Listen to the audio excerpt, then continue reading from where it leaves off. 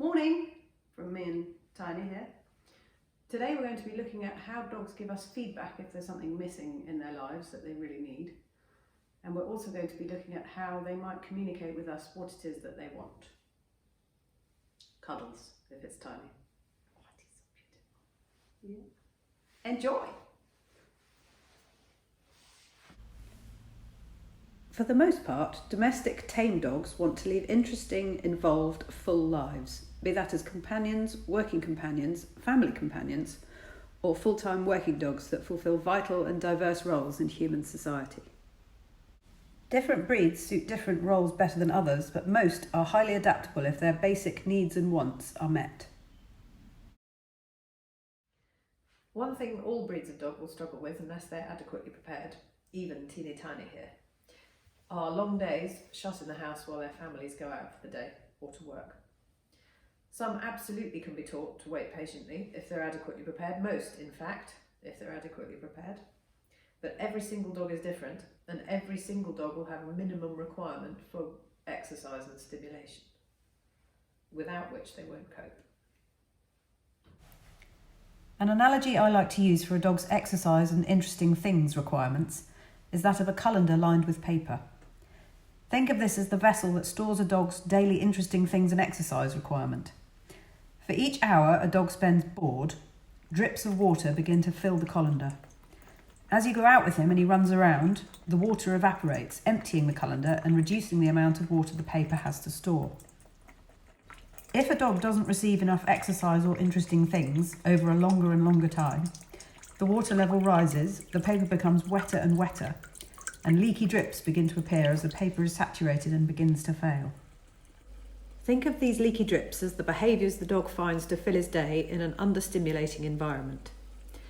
Leaky drips to look out for include obsessive body washing or chewing, jitteriness in the house, obsessive drinking or eating, a refusal to eat, obsessively following you around the house, usually watching very closely for signs you're about to take him out, maybe whining, staring out of the window, pacing a fence line, barking at anything, generally unreasonable barking, chasing flies, chasing shadows, insisting on being played with, or general restlessness. If the dog has an unmet high need for stimulation and exercise, the water in our colander won't be contained at all. This is when you start to see behavioural issues that spill over to his behaviour out of the house. Things like reactivity on the leash, pulling on the leash, nipping, excited yapping, or in the house doing laps around the ceiling and destructive behaviour. Anxious behaviour also, perhaps. The list goes on. The good news is that none of these behaviours need be permanent.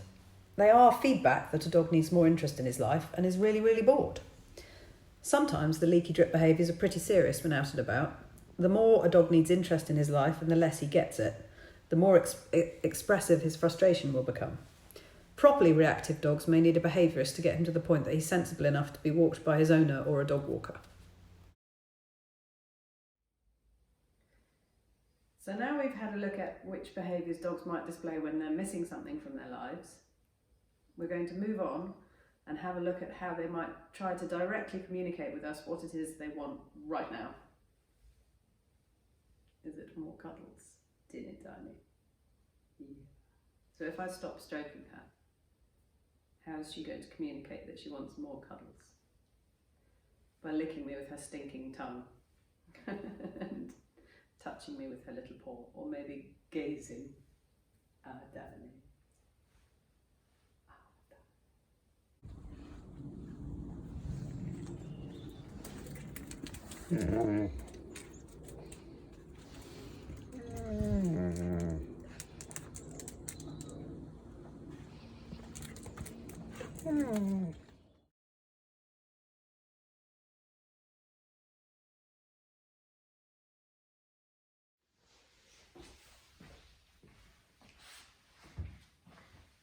So we know that Tiny loves cuddles. Let's see what she does if I don't give her any. How she tries to communicate harder that that's what she wants. So she's tried licking me, and she's tried putting her paw on my hand, and she's tried the loving gazing, and I've ignored all of it. So she might give up and go away. or she might try something else. Let's see. And she knows she's got me if I glance at her. She's given up and gone away. Oh well. Did it, Danny? Did it, Danny?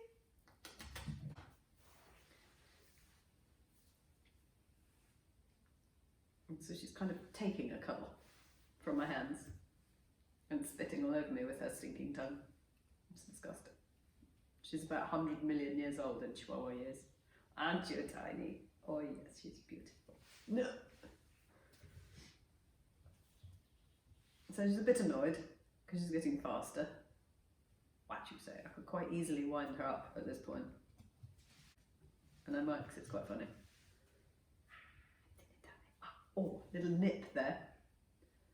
So the stinking tongue has graduated to a little nip. So this is how I could get her to bite me to ask for cuddles. Did it. On the nose, it turns out. Which isn't my favourite. So if I miss or ignore all of her early small communication, she'll get annoyed and escalate her attempts to get me to stroke her by nipping. Fingers first and nose second, it turns out. So never ignore a dog's first attempt at communication is the moral of that story. Now, I know I'm being silly and showing you Tiny nipping my nose, but it's a really important point that can be applied to all sorts of annoying dog behaviours. So, dogs that jump up generally want cuddles, but their subtle communications, like sitting, looking up at you, were missed, and they had to escalate their efforts to get what they wanted. I'll show you how to fix that in a later video, but for now, the take-home messages are: